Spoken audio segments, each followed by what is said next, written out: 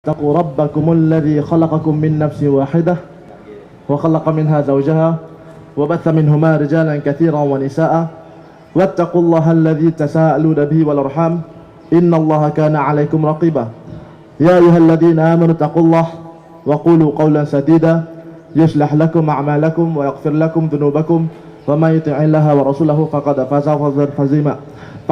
فوزا عظيما أما بعد فإن أصدق الحديث كتاب الله وخير الهدي هدي محمد صلى الله عليه وسلم وشر الأمور محدثاتها وكل محدثة بدعة وكل بدعة ضلالة وكل ضلالة في النار أو كما قال المصطفى صلى الله عليه وسلم. Saya ucapkan selamat datang kepada semua hadirin dan hadirat sekalian ke Karnival 20 tahun Anniversary Celebration ADNI, dan insyaAllah kita akan ada satu forum perihal peranan masyarakat dalam mendidik anak, dan saya menjemput semua yang berkelapangan insyaAllah untuk memenuhi tempat duduk di hadapan kami, dan insyaAllah kita akan mengupas sedikit sebanyak perihal peranan masyarakat dalam mendidik anak-anak. Kita bersama kita insyaAllah pada hari ini di sebelah kanan saya, terlebih dahulu saya memperkenalkan ketiga-tiga ahli panel kita. Yang paling hujung kanan ialah Ustaz Muhammad Fadil Kamarudin. Beliau memegang bachelor dan juga master dari pengajian Islam dan Bahasa Arab dari Universiti Faisal Abad, Pakistan. Berkahwin dan mempunyai 6 orang anak, dan beliau juga adalah pengerusi bagi sekolah tahfiz Darul Quran Al-Wildan berkonsepkan amal di Gombak insyaAllah. Dan panelis kita yang di tengah-tengah, panelis kedua Ustaz Abdul Talib, senior trainer di Amin Idris Training Consultant. Beliau adalah professional learning facilitator dan merupakan ahli pertubuhan perunding latihan dan motivator Muslim Malaysia Tamrin, yang dinaungi oleh Yang Berbahagia Datuk Dr. Muhammad Fazlullah Kamsah, pemegang diploma pengajian Islam dan dakwah daripada Institute for Training of Imams and Preachers Muslim World League Saudi Arabia, dan ijazah sarjana muda ilmu wahyu dan sains kemanusiaan dari Universiti Islam Antarabangsa Malaysia UIAM. Kemudian menyambung pengajian di peringkat ijazah sarjana juga di Universiti Islam Antarabangsa Malaysia. Mempunyai pengalaman sebagai pensyarah dan kemudian dilantik sebagai pengarah Jabatan Kaunseling dan Bimbingan Kerjaya di International Islamic College Kuala Lumpur di bawah International Islamic University Malaysia. Turut dilantik sebagai penggubal dan penulis silibus pengajian untuk Open University Malaysia. Beliau juga membuat pelbagai kajian dan penyelidikan tentang bidang kepimpinan, pengurusan organisasi dan keremajaan. Beliau juga sudah berkahwin dan mempunyai seorang anak, alhamdulillah. Dan panelis kita yang terakhir insyaAllah, di sebelah kanan saya Ustaz Ahmad Hashimi Cepa, mendapat pendidikan awal di Mahat Tahfiz Al-Quran Pulai Condong, Kelantan, dan kemudian menyambung pengajian di Universiti Madinah. Berkeluarga dan mempunyai 4 orang anak, dan sekarang beliau adalah Imam Masjid Mustaqim di Ampang, dan beliau adalah seorang pendakwah bebas. InsyaAllah kita akan memulakan. Sebelum tu saya ingin sekadar menyatakan bagaimana forum ini akan dikendalikan. InsyaAllah kita akan pada mulanya mendengar khulasan daripada para panelis perihal kita punya topik, di mana mereka insyaAllah akan mengulas dalam kurang lebih 15 ke 20 minit introduction atau pengenalan bagi topik daripada mereka, dan kemudian insyaAllah pada round yang kedua, pusingan yang kedua, insyaAllah kita akan buat sedikit perbincangan berdasarkan apa yang dinyatakan ataupun soalan-soalan yang akan digunakan insyaAllah. Untuk memulakan, sebagai satu pembukaan, topik yang kita ada ialah peranan masyarakat dalam mendidik anak. Dan topik ini sebenarnya kami keluarkan dari satu peribahasa Afrika, di mana peribahasa tersebut menyatakan it takes a village to bring up a child. Maksudnya, kita memerlukan sekampung untuk mendidik atau membesarkan seorang anak. Jadi Dan kalau kita lihat pun sekarang peranan pendidikan sangat dapat dilihat, di mana masyarakat kita sekarang dah mula risau dengan keadaan gejala sosial yang dihadapi sekarang, lebih-lebih lagi terhadap remaja ataupun anak-anak kecil yang sungguh terbuka dengan keadaan sekarang, yang mana dunia kita bukan sekadar dalam Malaysia tapi sudah menjadi satu dunia global, di mana anak-anak muda pun terbuka dengan banyak perkara-perkara yang zaman kita dahulu mungkin macam muda sangat, macam tua sangat zaman dulu. Zaman kita dulu mungkin dah tak seperti mana sekarang. Jadi mungkin sebagai pembukaan kita minta Ustaz Hashimi dulu, InsyaAllah. Ustaz Fadil ya. Okey, InsyaAllah Ustaz Fadil dulu. Dia main pas-pas battle. Okay, InsyaAllah Ustaz Fadil dulu untuk sedikit opening, pembukaan berdasarkan topik kita, peranan masyarakat dalam mendidik anak-anak. InsyaAllah, fadal masykurah.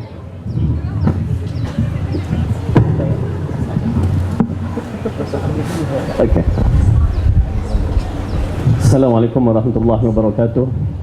Innal hamdalillah nahmaduhu wa nasta'inuhu wa nastaghfiruh wa na'udzu billahi min shururi anfusina wa min sayyiati a'malina. Man yahdihillahu fala mudhillalah wa man yudlil fala hadiyalah. Asyhadu an la ilaha illallah wahdahu la syarika lah wa asyhadu anna Muhammadan 'abduhu wa rasuluh. Amma ba'du. Fa inna khairal kalami kalamullah wa khairal huda huda Muhammadin sallallahu alaihi wasallam. Wa syarrul umuri muhdatsatuha wa kullu muhdatsatin bid'ah wa kullu bid'atin dhalalah wa kullu dhalalatin finnar. Tuan pengurusi majlis, ahli panel yang dirahmati oleh Allah semua, dan para hadirin dan hadirat yang dibukakan jiwanya untuk mendengar dan berbincang dalam perkara yang amat besar ini. Dan mudah-mudahan pertemuan kita ini adalah pertemuan yang terbaik untuk kita melihat apa yang Allah berikan kepada kita sebagai nikmat yang amat besar, terutamanya rakyat Malaysia yang berada di bumi ini, yang penuh dengan keamanan dan masih lagi boleh beramal dengan amalan-amalan yang telah diberikan oleh Allah kepada Rasul kita. Jadi dalam bab yang diberikan ataupun tajuk yang diberikan, dia berkaitan dengan peranan masyarakat dalam mendidik anak-anak. Satu tajuk ataupun satu peribahasa yang diambil dari orang Afrika, yang mana ia berkaitan dengan persoalan masyarakat dalam mendidik anak-anak. Pertama, apakah arti masyarakat, yang mana di dalam kamus Oxford Fajar, yang dimaksudkan masyarakat ialah kumpulan manusia yang hidup bersama dalam satu pergaulan yang berperaturan. Jadi kita hidup bermasyarakat dengan arti kata kita hidup bersama-sama mengikut perundangan ataupun peraturan yang ada pada masyarakat tersebut. Kemudian masyarakat ini disaksikan ataupun dilihat dari sudut bagaimana kedudukan mereka, yang diambil kira masyarakat itu bertamadun ataupun tidak bertamadun, kerana kategori itu berlaku.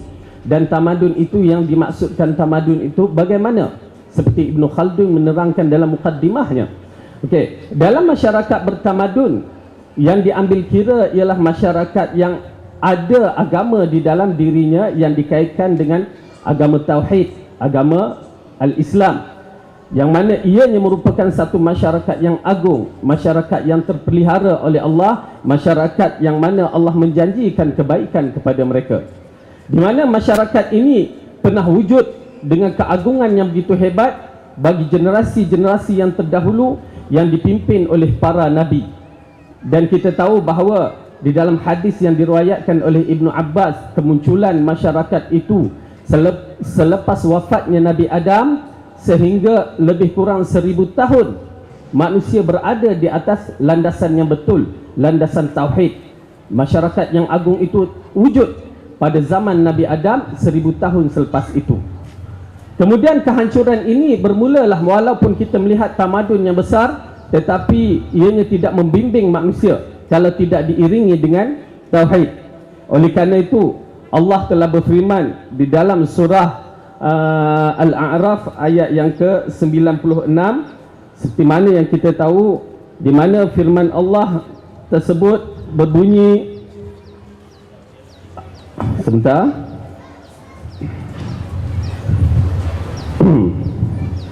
dalam surah Al-A'raf ayat yang ke-96. Allah berfirman,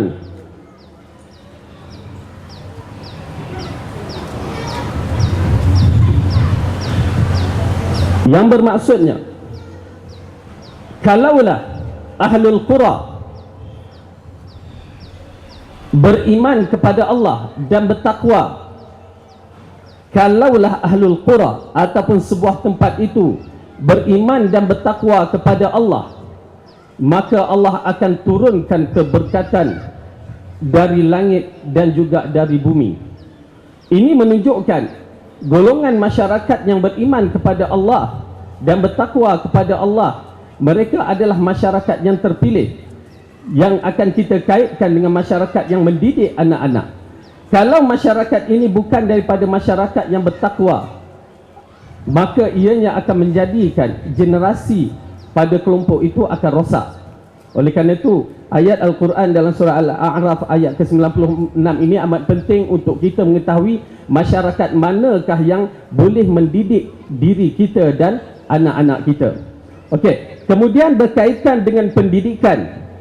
Okey, peranan masyarakat dalam mendidik anak-anak, pendidikan, di mana pendidikan ini dikategorikan kepada dua perkara, pendidikan yang menuju kepada kebaikan dan pendidikan yang tidak menuju kepada kebaikan. Kemudian menuju kebaikan kepada pendidikan formal dan pendidikan yang tidak formal. Pendidikan formal yang macam mana yang kita tahu, pendidikan yang ada silibusnya, yang kita lihat, yang membawa kita kepada beriman kepada Allah, tak kira akhir dunia ataupun akhirat.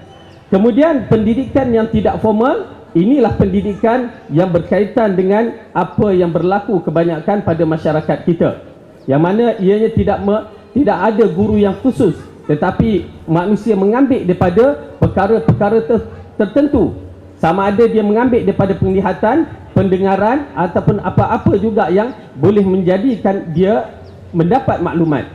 Kemudian pendidikan yang tidak baik ini pun terbagi kepada dua, pendidikan formal dengan pendidikan yang tidak formal. Pendidikan formal, ya, kita rasa adakah pendidikan formal yang tidak baik? Bila kita menyaksikan ianya ada dalam pendidikan akidah ataupun agama yang dididik bukan mengikut akidah ahli sunnah wal jamaah, di mana di tempat-tempat institusi pengajian tinggi pun ada mendidik perkara-perkara yang begitu, maka ia dikatakan pendidikan formal. Dan saya pernah menyaksikan seorang tu nak buat master dalam pendidikan, apa dia, berkaitan dengan hantu. Pendidikan itu tidak baik. Macam mana kita nak menjadikan ia bahagian master dalam mencari hantu ataupun berkaitan dengan hantu? Dan kita juga dapat tahu bahawa pendidikan secara formal yang tak baik ini, seperti yang berlaku di negeri Afrika, ada di antara satu bidang ataupun satu kolej yang mengajar cara nak menipu manusia. Menipu manusia dengan kaedah black money itu. Jadi itu di antara menunjukkan dalam pendidikan yang tidak baik pun ada secara formal dan juga ada yang secara tidak formal, yang kebanyakan yang berlaku pada masa sekarang. Namun begitu, pendidikan ini adalah wajib seperti mana yang Rasulullah ingatkan kepada kita, talibul ilmi faridatun ala kulli muslim, menuntut ilmu adalah wajib ke atas tiap-tiap muslim. Kemudian berkaitan dengan anak-anak pula, anak-anak yang merupakan zuriat yang Allah berikan melalui dua pasangan, sama ada zuriat itu halal ataupun haram, yang dikatakan anak luar nikah ataupun anak daripada pernikahan yang sah, maka dia dikategorikan anak-anak. Di sana anak-anak merupakan ujian yang Allah jadikan ujian itu untuk ibu dan bapa, yang mana ianya akan dipikul dengan amanah. Jadi dalam bab inilah kita ingatkan kembali bahawa pendidikan amat penting kepada anak-anak secara formal ataupun tidak formal. Maka insya-Allah sebentar nanti selepas semuanya pusingan kita lakukan, maka saya akan mengupaskan beberapa perkara berkaitan dengan peranan masyarakat untuk mendidik anak-anak. Wallahu a'lam bishawab. Barakallahu fiik Ustaz Fadil atas kupasan yang insya-Allah boleh dikatakan padat. Jadi kita akan terus ke panel yang seterusnya. Ustaz Abdul Razak Abdul Talib insya-Allah dipersilakan.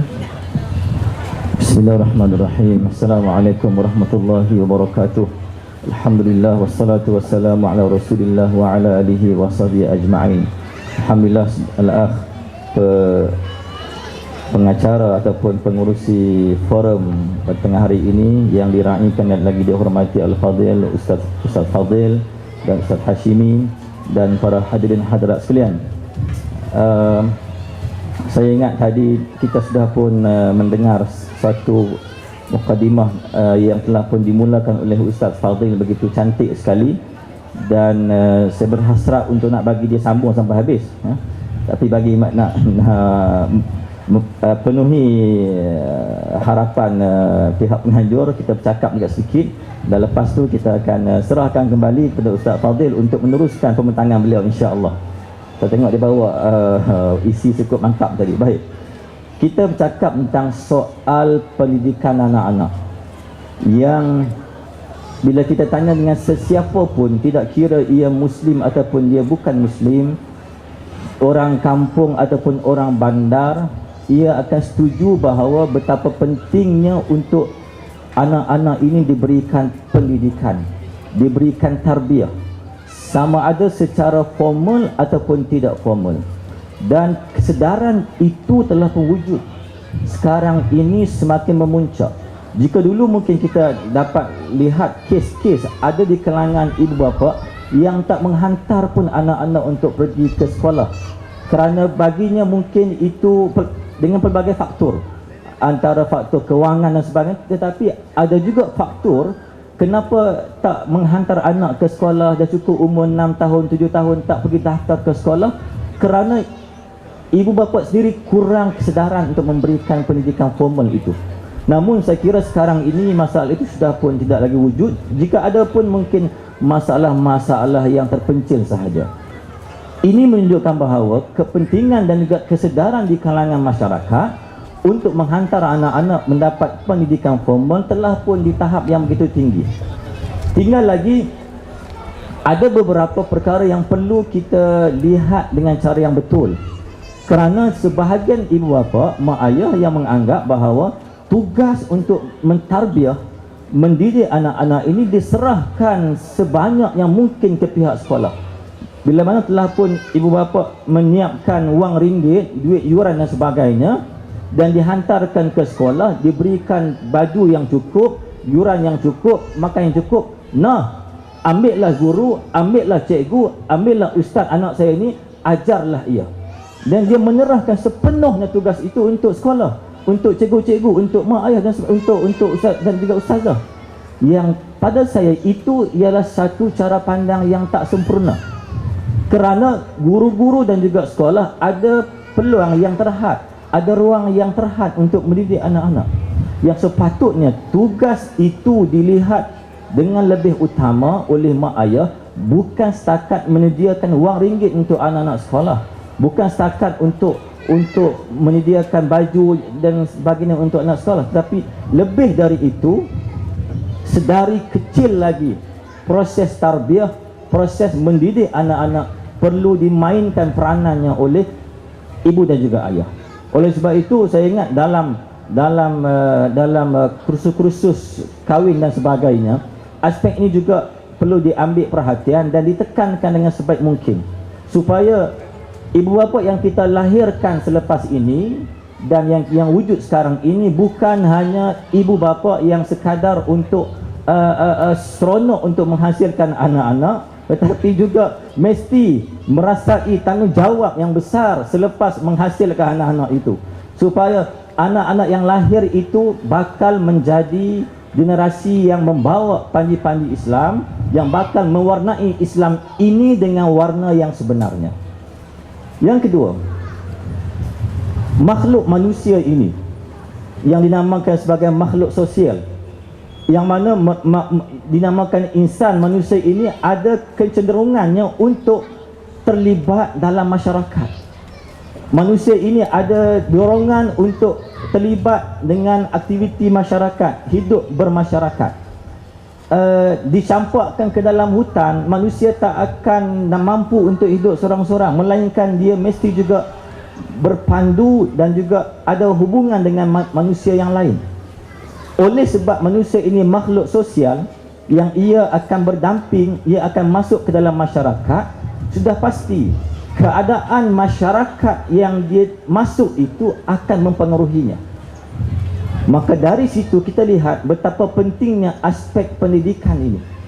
Kerana jika di rumah telah pun ibu ayah berikan pendidikan yang sempurna, berikan pendidikan yang baik, tetapi bila ia masuk ke tengah-tengah masyarakat, masyarakat yang ia masuk itu dianggotai oleh masyarakat-masyarakat yang mampu untuk mempengaruhi unsur-unsur yang tidak baik, mampu mempengaruhi unsur-unsur yang negatif.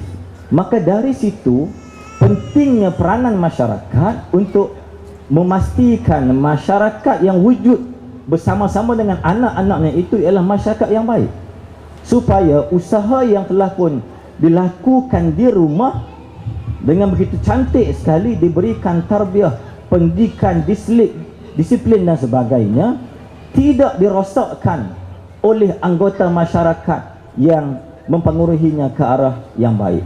Maka oleh sebab itu peranan sekolah juga penting dalam aspek itu.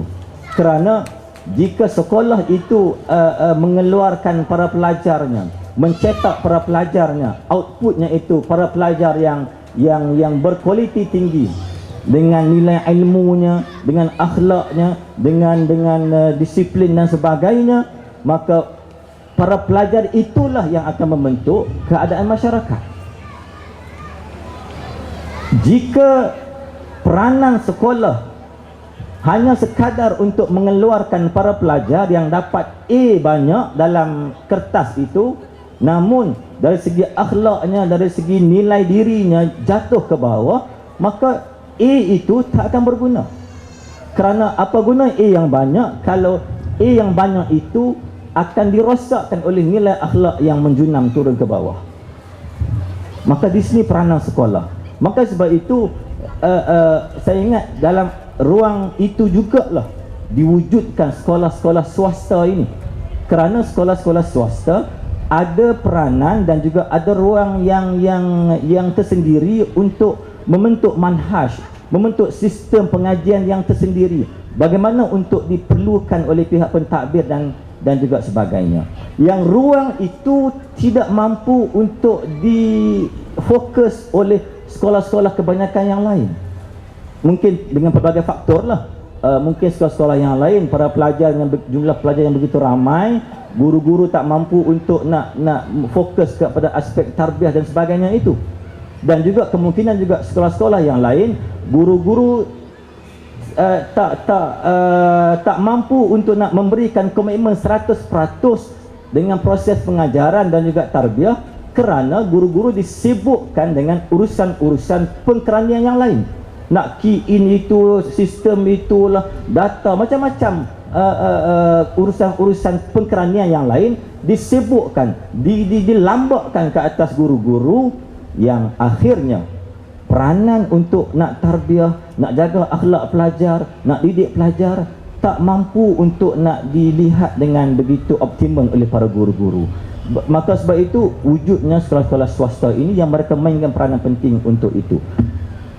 Sekiranya proses pendidikan yang dilakukan oleh sekolah-sekolah swasta seperti sekolah ADMI ini, yang berhasrat untuk menghasilkan pelajar yang bukan hanya cemerlang dari segi akademiknya, tapi cemerlang juga dari segi akhlaknya dan sebagainya, dimainkan juga oleh sekolah-sekolah yang lain, maka kita yakin dan pasti bahawa para pelajar yang dikeluarkan itu pelajar yang mempunyai nilai-nilai ilmu yang tinggi dan nilai akhlak yang tinggi, dan mereka itulah yang akan membentuk masyarakat, yang masyarakat itu ialah masyarakat yang bertamadun tinggi, berilmu tinggi dan berakhlak tinggi. Dan bila mana satu masyarakat yang bernilai diri mereka tinggi dicampur pula dengan masyarakat yang lain juga nilai mereka sama, maka Gabungan di antara masyarakat inilah yang akan membentuk suatu negeri, suatu ummah yang mempunyai nilai yang tinggi dan sebagainya. Maka peranan itu tidak akan mampu untuk dijalankan oleh pihak sekolah semata-mata. Ia mesti diambil alih juga oleh pihak masyarakat yang melihat bahawa anak orang lain juga anak dia, anak dia, anak orang lain juga anak dia.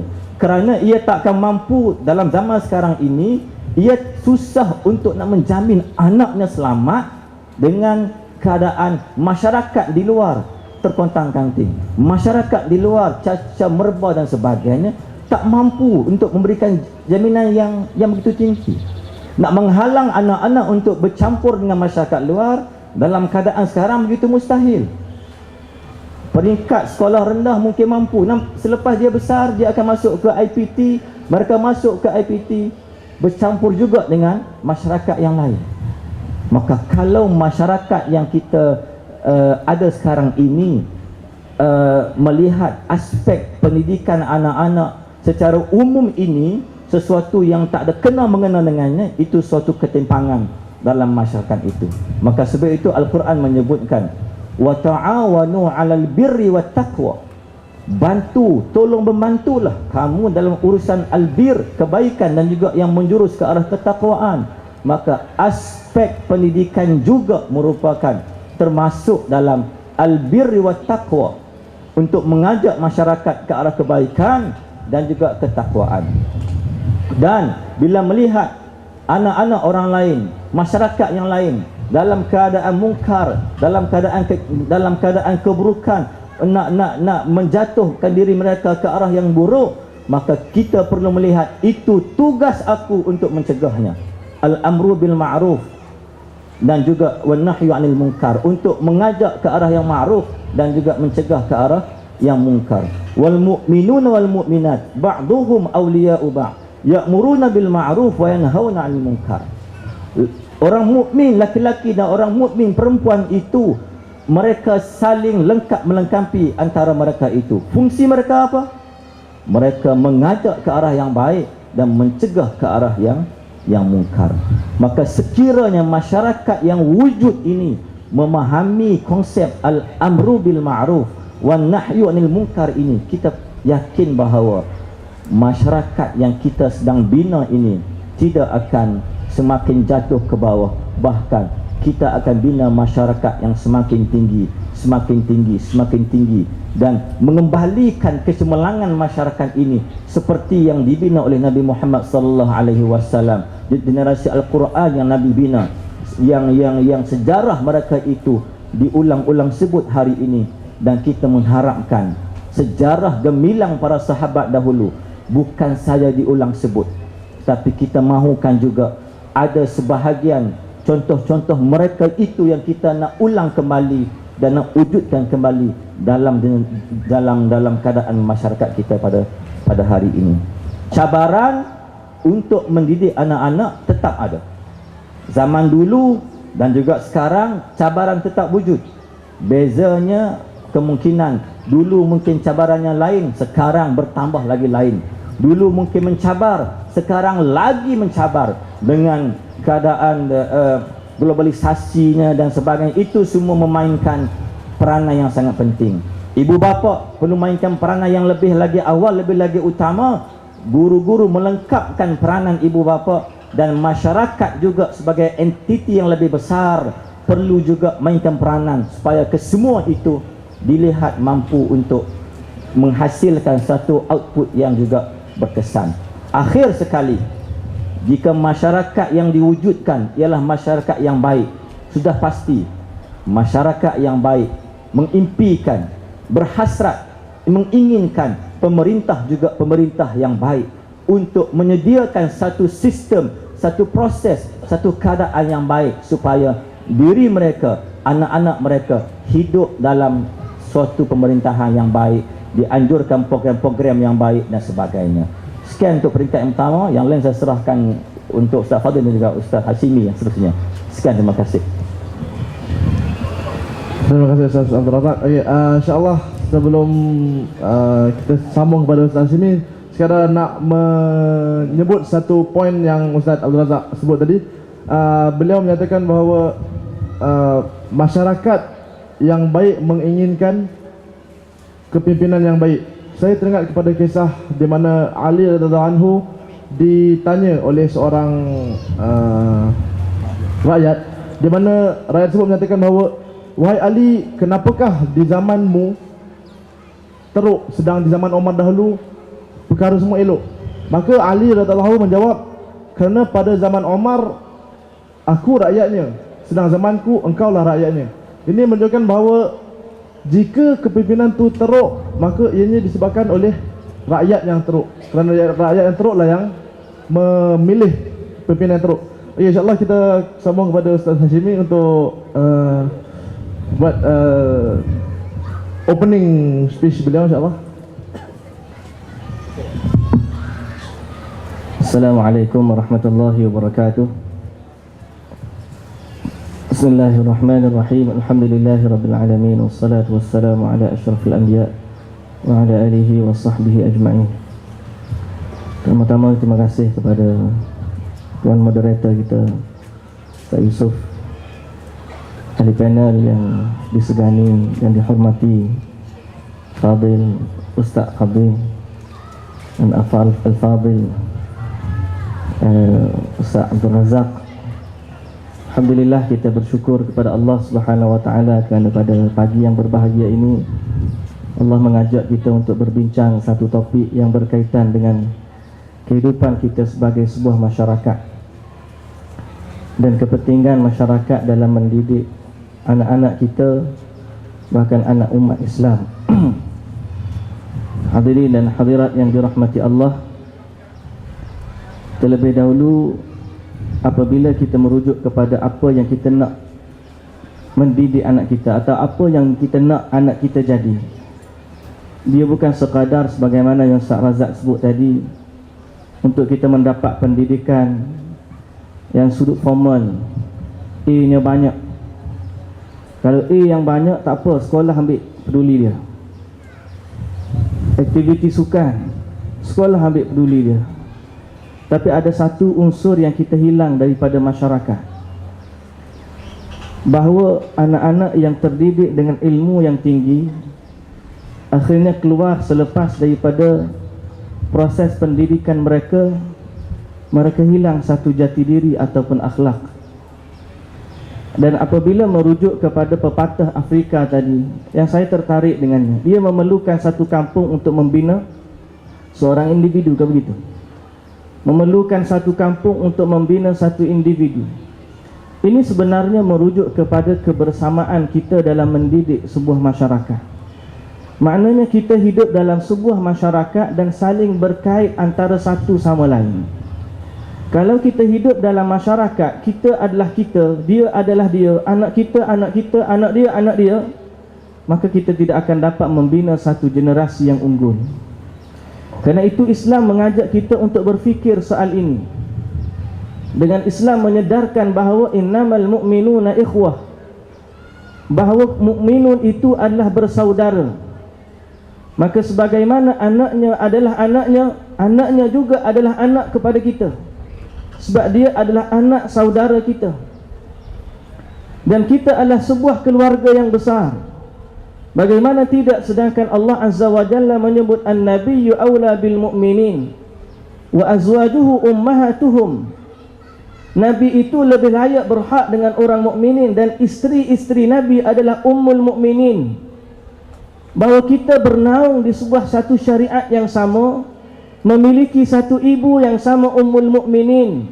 Dari sudut agama kita, bahawa kita adalah satu keluarga berkongsi Nabi, berkongsi ummahatil mukminin, menunjukkan bahawa kalau kita hidup dalam sebuah masyarakat yang sebenar, kita memahami tanggungjawab untuk mendidik masyarakat seolah-olah mereka itu adalah keluarga kita. Benar, mujtama adalah keluarga, keluarga kita. Anak-anak orang Islam adalah anak-anak kita. Dan apabila kita nak memahami pendidikan dalam soal masyarakat, maka ada satu yang saya katakan tadi, kita seakan-akan hilang daripada masyarakat. Kenapa? Apabila mereka mula membuat urusan mereka masing-masing. Kamu adalah kamu, aku adalah aku. Ini yang pertama, bahawa masyarakat perlu dalam kebersamaan kita mendidik sebuah generasi yang unggul.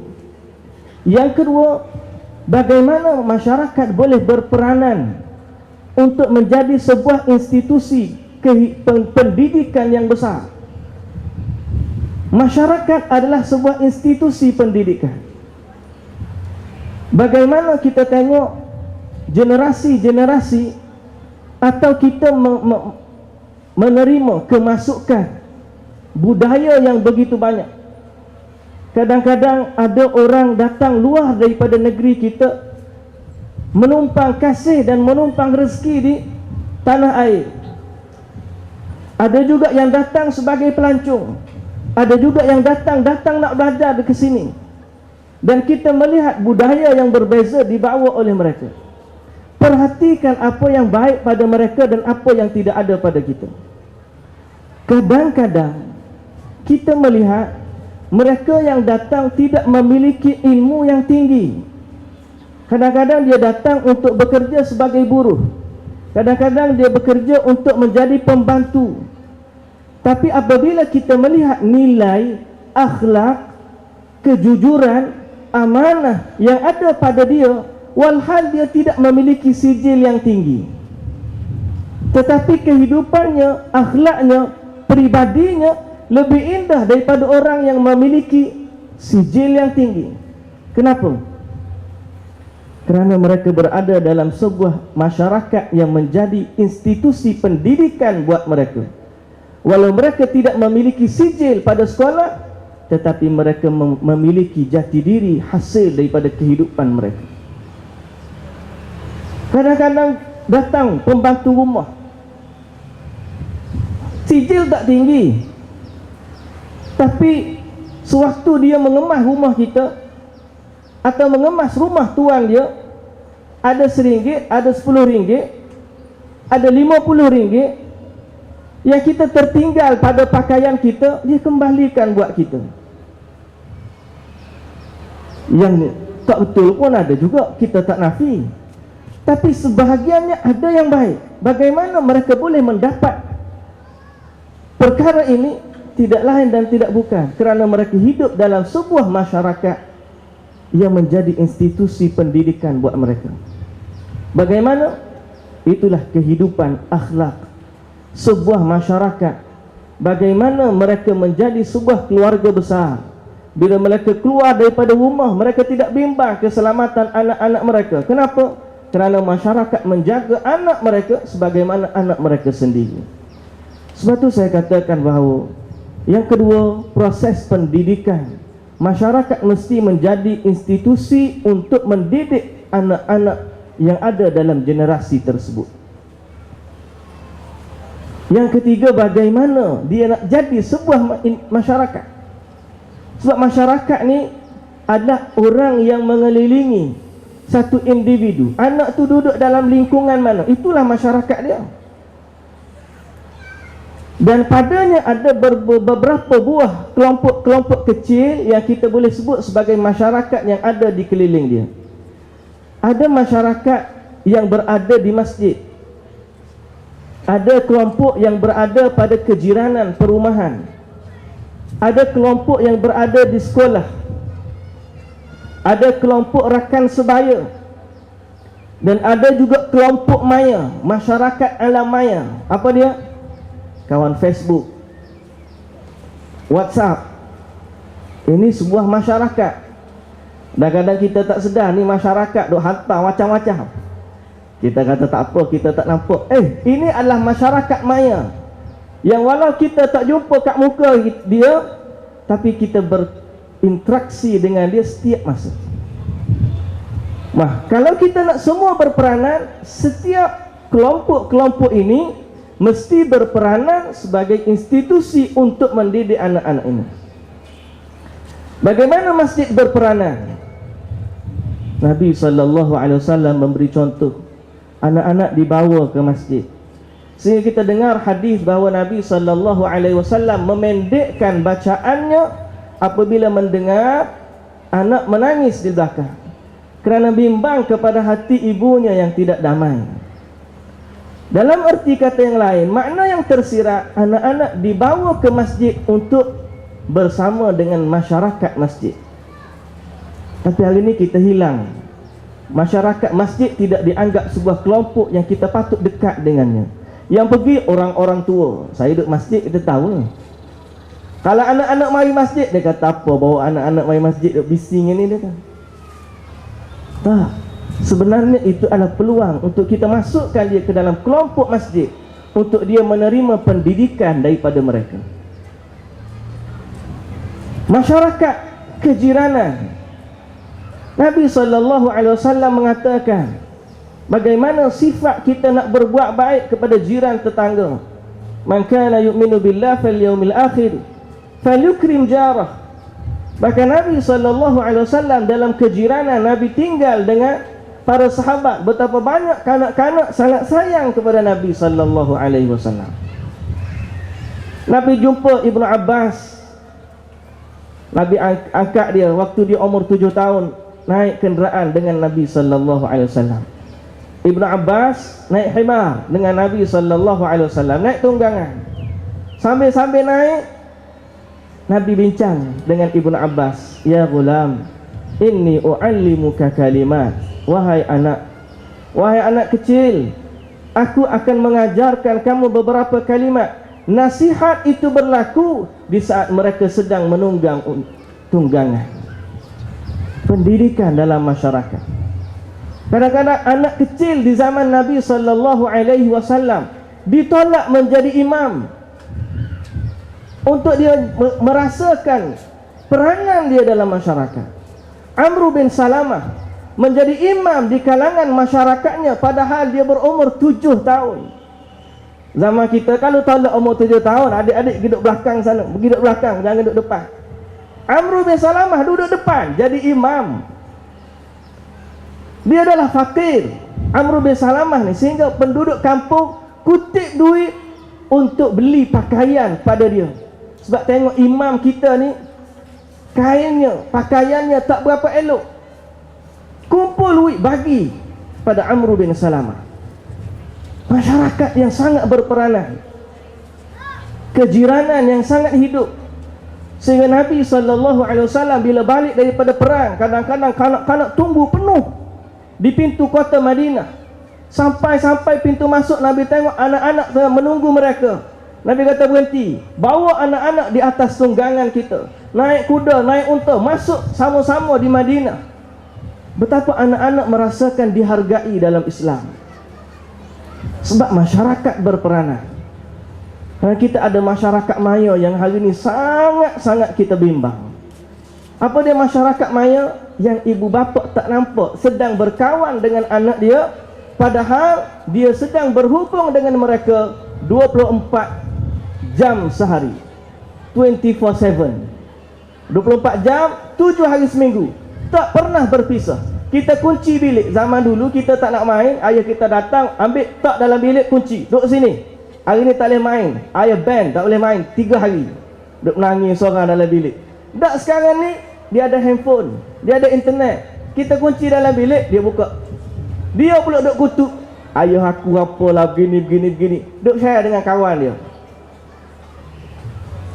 Kita ada satu lompang yang perlu kita fikirkan. Bagaimana masyarakat maya perlu didekati, dan bagaimana ibu bapa perlu mengambil berat tentang masyarakat maya anak-anak mereka. Dengan siapa dia berkawan, apa yang dia buat, laman web apa yang dia buka. Ini masyarakat mereka. Zaman hari ini benar kita kata tak sama dengan masyarakat kita dulu. Kenapa? Sebab dulu kita memiliki masyarakat yang berbeza dengan masyarakat hari ini. Kalau kita abaikan tentang semua kebersamaan ini, kita bimbang. Kita jaga 3 kelompok manusia, ada beberapa kelompok yang menarik mereka keluar daripada pendidikan kita, dan akhirnya wujudlah kelompangan yang besar dalam masyarakat. Kadang-kadang kita tak sedar Anak kita bila balik, aku tak pernah ajar dia cakap begini. Kadang-kadang tangan naik duk begini, kadang-kadang duk you kadang-kadang bro lah keluar macam-macam istilah. Cakap dengan ayah pun WhatsApp bro, aduh. Ayah pula tak tahu bahasa Inggeris. Apa dia pula anak aku ni tak tahu. Sebab apa? Kita tak pernah ajar dia. Daripada mana dia belajar? Kita pun garuk kepala. Anak aku ni belajar daripada mana? Nampak? Masyarakat memainkan peranan yang sangat-sangat penting. Jadi apa tugas kita? Nak memahami tugas kita sebagai masyarakat, kita mesti berperanan dalam semua aspek bentuk masyarakat ini. Bagaimana peranan secara detailnya, yang tu kena tunggu round yang kedua kali insya-Allah. Mudah-mudahan saya berhenti dulu. Nak bagi Ustaz Fadil, Al-Fadil Ustaz Fadil. InsyaAllah. Assalamualaikum warahmatullahi wabarakatuh. Waalaikumsalam. Terima kasih Ustaz. Saya tertarik dengan poin Ustaz perihal masjid tu. Tapi insyaAllah kita akan kembali lepas ini. Sebelum tu sekadar pengiklanan insyaAllah kepada yang menonton di sini boleh juga pergi membeli sedikit makanan. Jadi boleh sambil tengok sambil makan. Kalau biasa forum Perdana Ewa Islam kat rumah tu hari Khamis tu kadang-kadang kita sambil makan tengok tak. Jadi kat sini pun insyaAllah boleh buat. Boleh beli makanan dan kita sambil makan sambil tengok insyaAllah, sambil kenyangkan perut dan juga kenyangkan ilmu kita insyaAllah. Bak kata Ustaz Al-Razak, boleh juga beli dan letak di sini insyaAllah, kita pun makan sama-sama. Okey, kembali kepada Ustaz Fadil. Tadi Ustaz ada sebut perihal anak-anak.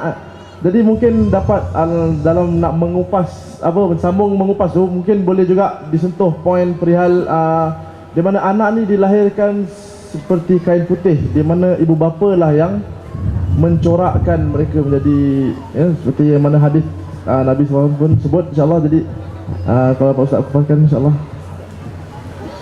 Tafadhal mashkura. Bismillah, alhamdulillah, wassalatu wassalamu ala Rasulillah wa ala alihi wa sahbihi wa man wala. Terima kasih pengurus majlis.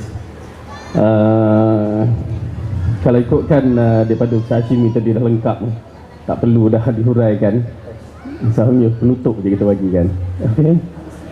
Baik. Namun begitu seperti mana yang disebutkan oleh pengurusi majlis tentang hadis berkaitan dengan anak itu dilahirkan di atas fitrah, yang kita tahu mak bapak dia lah yang menentukan ataupun mengubahkan menjadi Majusi, Nasrani, Yahudi, Nasrani ataupun Majusi. Tuan-tuan dan puan-puan, perlu kita renung bahawa bermulanya institusi masyarakat kita adalah di dalam rumah tersebut. Kerana bila kita berada di dalam rumah, maka kepimpinan semuanya ada di situ. Sama ada dia seorang pemimpin, penolong ataupun rakyat, semuanya ada di situ.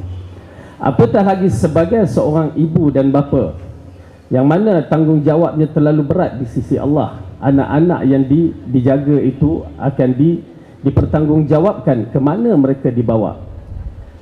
Apabila Rasulullah mengingatkan kepada kita, kanak-kanak dilahirkan di atas fitrah, yakni di atas Islam.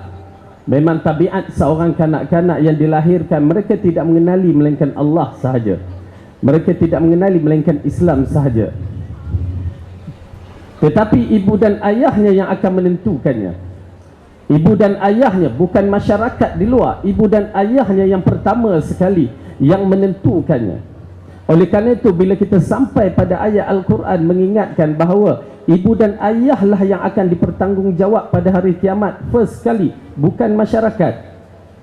Bila ibu dan ayah yang tersilap dalam mengaturkan anak-anaknya, maka tersilaplah selepas itu masyarakatlah yang dipertanggungjawabkan. Tetapi kalau ibu dan ayah betul didikannya terhadap anak-anak, maka insya-Allah walaupun dia berada di luar sana, dia tetap boleh hidup dengan keadaan didikan ayah, ibu dan ayah dia.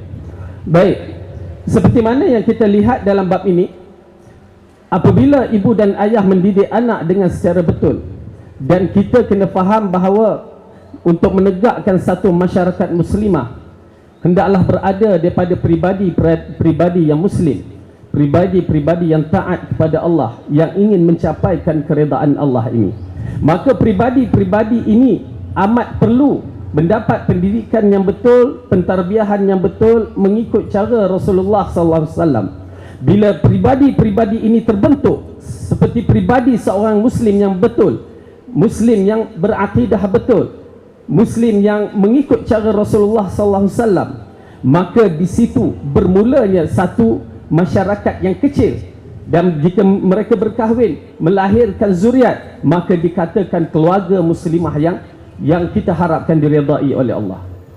Bila keluarga muslimah ini terbentuk, anak-anak yang dididik, maka kita berkawan dengan orang yang di luar sana, adik-beradik kita ataupun saudara mara atau kawan-kawan, maka kita bentukkan kelompok-kelompok kecil ini kepada kelompok muslim yang betul, maka kita bergabung, maka jadilah kita satu masyarakat yang kecil yang mudah-mudahan diredai oleh Allah. Oleh kerana itu pembentukan ini, tuan-tuan dan perempuan, bukan terus seperti mana setengah orang mengatakan terus untuk menegakkan sebuah daulah negara, sedangkan pembentukan pribadi-pribadi tidak berlaku. Berapa ramai orang mengatakan dengan konsep negara Islam, tetapi negara Islam yang tidak, yang menghadapi masalah kerana apa? Pribadi-pribadinya di dalam adalah berporak peranda. Kita pernah mendengar munculnya sebuah negara Islam, kerajaan Fatimiyah. Kita pernah mendengar kerajaan Mu'tazilah. Mereka kerajaan Islam, tetapi Islam mereka tidak mengikut yang seperti diarahkan oleh Allah dan Rasul. Oleh kerana itu, generasi yang paling baik ialah membentukkan pribadi muslim. Bermula daripada pribadi muslim ini berkumpul antara satu sama lain, dan akhirnya muncul masyarakat Islam, masyarakat pandu kepada Quran dan Sunnah. Kemudian apabila masyarakat ini menjadi masyarakat yang terbaik, maka kita akan menyaksikan seperti mana yang Ustaz Hashimi terangkan tentang bagaimana rakyat Madinah pada waktu itu, kelompok masyarakat muslimah yang terbaik itu di Madinah, menjadi contoh yang terbaik kepada kita. Laqad kana lakum fi Rasulillahi uswatun hasanah. Dan Rasulullah mengatakan Allah mengatakan kuntum khaira ummatin ukhrijat linnas. Dan Rasulullah mengingatkan kita tentang 3 generasi yang terbaik. Khairun nasi qarni thumma alladhina yalunahum thumma alladhina yalunahum. Menunjukkan generasi yang terbaik itu adalah generasi contoh yang perlu kita lihat, seperti mana Rasulullah sallallahu alaihi wasallam mentarbiahkan anak-anak mereka, mentarbiahkan generasi pada zaman tersebut. Kita melihat bagaimana Rasulullah nak menjagakan sahabat-sahabat ataupun generasi yang terbaik. Apabila peristiwa umat Islam tertekan di Mekah, maka Rasulullah sallallahu alaihi wasallam menghijrahkan para sahabat di atas arahan wahyu, yang kita tahu pertama sekali hijrah ke Habsyah, dan kemudian hijrah yang kedua, hijrah ke Madinah, semata-mata untuk menjaga iman mereka dan masyarakat yang penuh dengan kasih sayang. Dan kita tahu bahawa masyarakat yang Rasulullah bina di Madinah bukan sebarang masyarakat. Ta'akhah, perukhuwahan, ukhuwah antara sahabat-sahabat tersebut tidak ada tolok bandingnya, dan tidak ada sejarah mencatatkan ukhuwah mereka sampai hari ini seperti mana yang mereka lakukan. Sehingga kan Abdurrahman Ibn Auf diperkenalkan dengan seorang lelaki, dan seorang lelaki tersebut menawarkan kepada Abdurrahman Ibn Auf, menawarkan apa? Pertama kepada Abdurrahman Ibn Auf, harta aku berikan separuh kepadamu. Subhanallah, hartanya yang banyak tu separuh untuk Abdurrahman Ibn Auf, separuh untuk dia. Dan dikatakan kepada Abdurrahman Ibn Auf, aku mempunyai 4 isteri, kamu pilih salah satu isteri, yang mana kamu suka, aku cerai, kamu ambil. Masya Allah, ukhuwahnya. Dan Ibnu Umar menceritakan, kalau kami mendapat misalan RM1, 50 sen untuk aku dan 50 sen untuk saudaraku, bolehkah kita lakukan? Bolehkah kita lakukan masyarakat yang begitu? Sukar, ya? Itu baru tadi Ustaz Razak kata, kalau kita ada ukhuwah tu, kita beli bagi kat penceramah untuk makan, kan? Okey. Satu benda yang sukar sebenarnya, tuan-tuan dan perempuan, disebabkan Kita telah memisahkan ukhuwah ini. Kamu, aku. Kita tak kenal arti saudara dalam Islam dengan konsep yang betul. Jadi itulah yang menyebabkan kita melihat umat Islam terus disisihkan. Apa yang berlaku di kiri kanan kita pun kita tak peduli. Apatah lagi rumah kita besar, ya pagar kita besar, kita tak kenal saudara kita di sebelah sana. Dan kalau kita nak ambil berat tentang saudara kita pun, mereka marahkan kita. Jangan jaga tepi kain orang. Ya, subhanallah. Ya, apabila anak dia, si perempuan tu, ya, bergaul dengan lelaki dalam keadaan kita tengok tak selesa, seorang makcik tegur, jangan macam ni, kamu orang perempuan. Dia buat tak layan, pergi jumpa maknya, ya, anak kamu ni bergaul dengan orang lelaki teruk sangat ni, ya. Maknya kata apa? Jangan jaga tepi kain orang. Lepas 6 bulan, ya, bila perut dah buncit baru tahu. Inilah masyarakat kita. Bukan kita tak nak ambil berat, tetapi bila kita ambil berat, dia kata jaga tepi kain orang. Dan begitulah kedudukan bila kita melihat bagaimana Rasulullah SAW menjaga ukhuwah untuk menjaga masyarakat yang terbaik. Kemudian pentingnya masyarakat yang terbaik. Kerana apa? Kerana anak-anak kita mengikut, bak kata Ustaz ahli panel kita tadi, bahawa dia akan mengikut rentak-rentak kepada siapa yang dia suka berkawan. Al-mar'u ala dini khalilihi. Seorang lelaki itu mengikut agama orang yang disukai. Kalau anak kita suka pada seseorang, itu yang balik, bak kata Ustaz Hashimi, dia akan cakap cara orang tu. Kalau dia suka kepada artis-artis misalnya, dia akan ikut cara artis. Kalau dia suka ikut pada mat rempit, dia akan ikut cara mat rempit. Oleh kerana itu dalam bab ini Rasulullah SAW mengingatkan kita tentang pentingnya menjaga suasana masyarakat muslimah.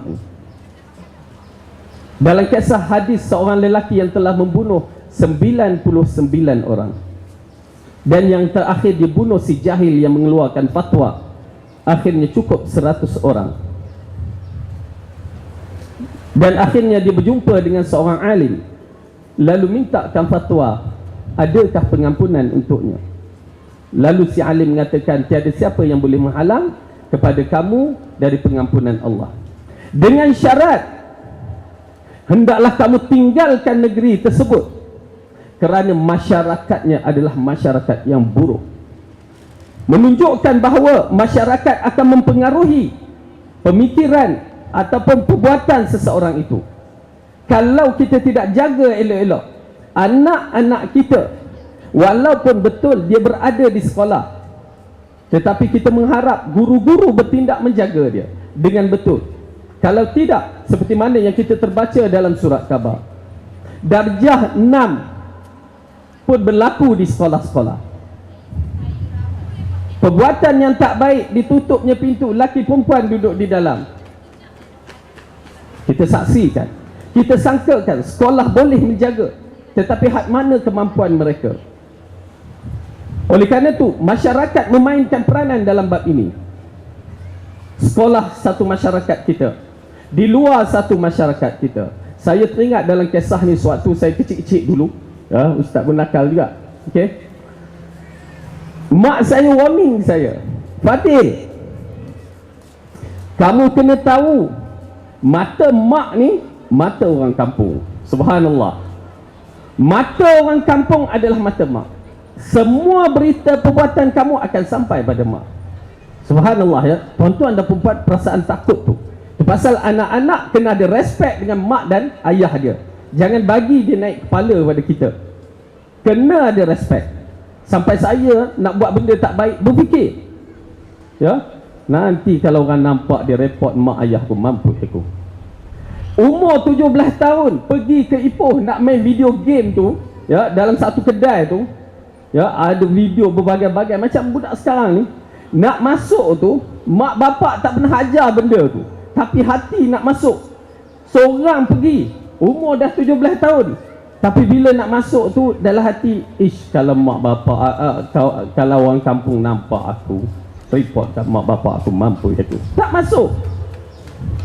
sampai kat KL umur 18 tahun. Ya, kononnya kita nak buat jugalah benda-benda ni kan. Tapi tengah-tengah jalan di dataran Merdeka, ternampak orang kampung tengah couple. Subhanallah, dalam hati, kalau aku buat orang nampak aku, report mak bapak aku, mampu aku. Dia jadi macam tu. Memang peringkat awal takut pada mak bapak. Sampai pergi Pakistan pun macam tu juga. Tak berani pasal takut benda tu tahu mak bapak. Tapi alhamdulillah lama-lama ya kita takut pada Allah. Tapi nak menceritakan, mata orang-orang keliling kita tu amat penting. Mata masyarakat kita tu amat penting. Jangan bila orang report pada kita, kita kata kamu jangan menyebut.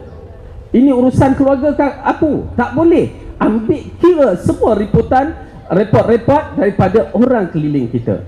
Kerana semata-mata mereka ingin membimbing anak kita. Ya, jadi oleh kerana itu dalam bab ini amat penting tuan-tuan dan puan-puan, kita perlu renung sebaik-baiknya.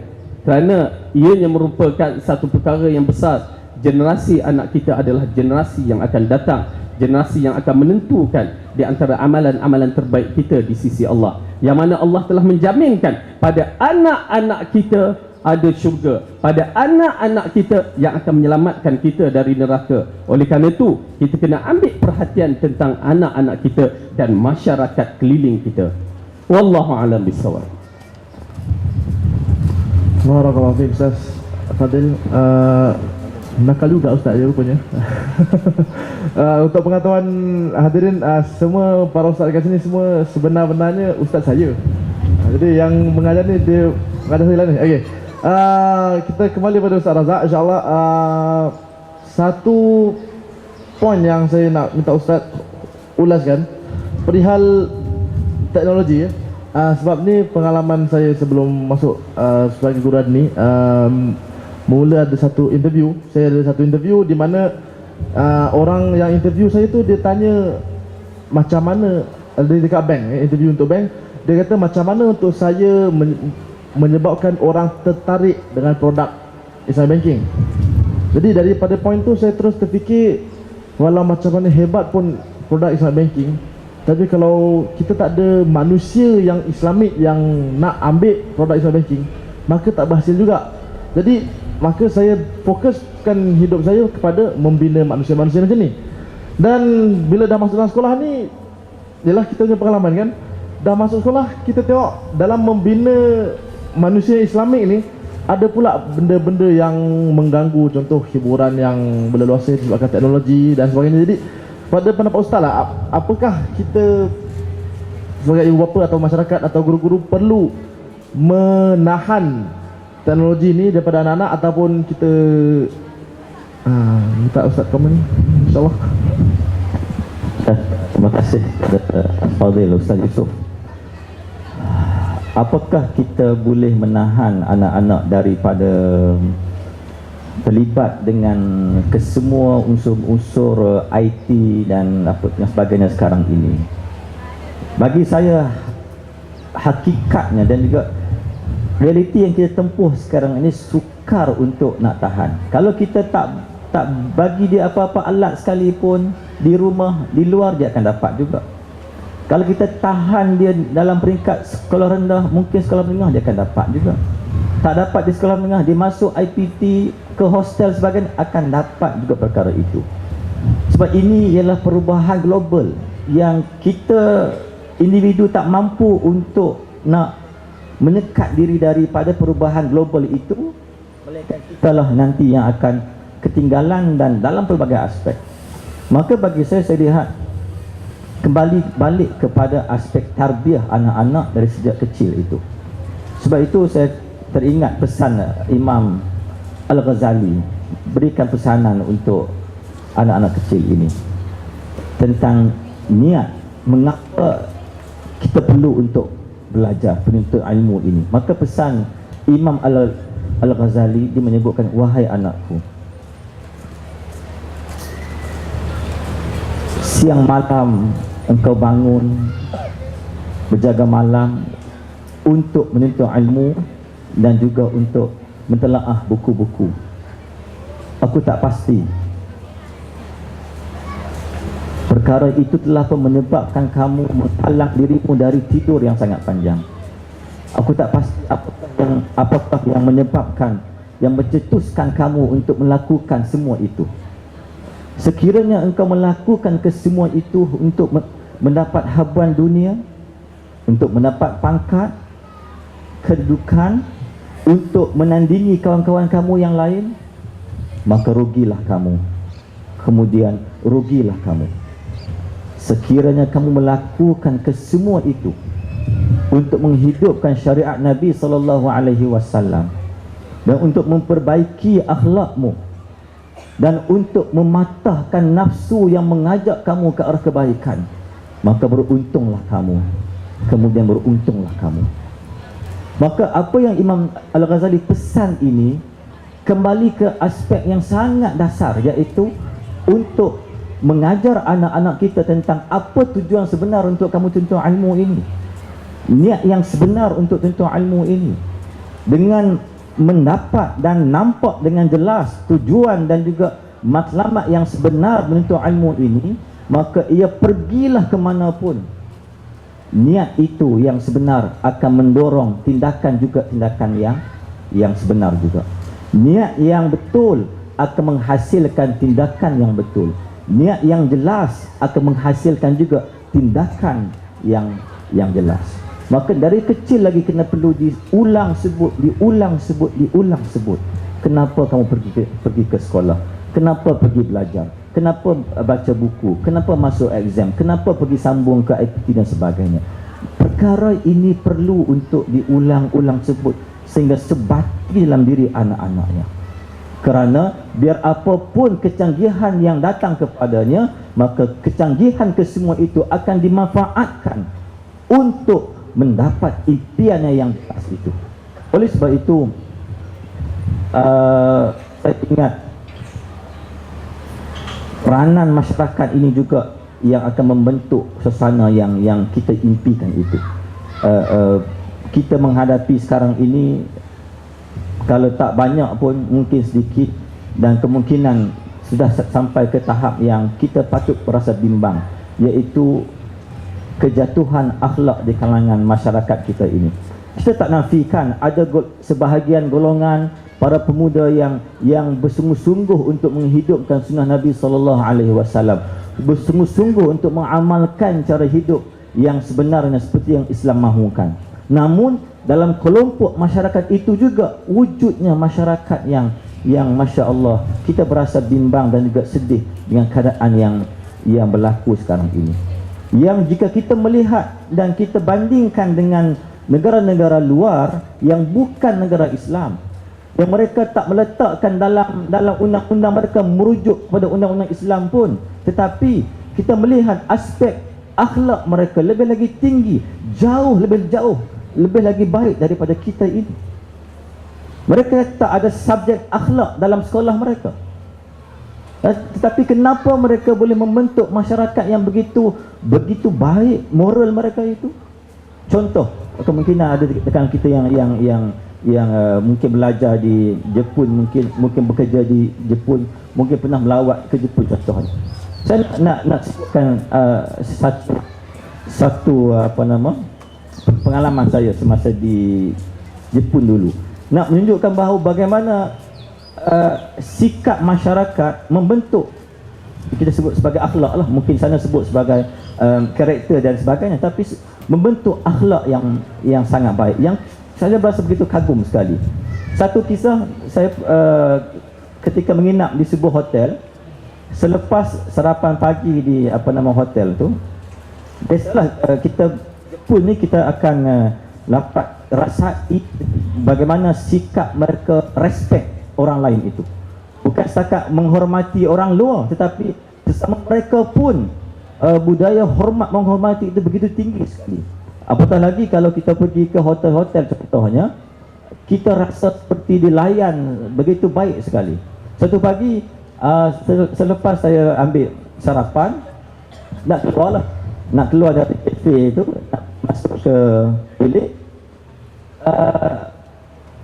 petugas hotel yang sepatutnya dia akan berkawal pintu, yang akan meraihkan kita untuk sambut kita untuk masuk, dan bila keluar dia akan ucap terima kasih dan sebagainya.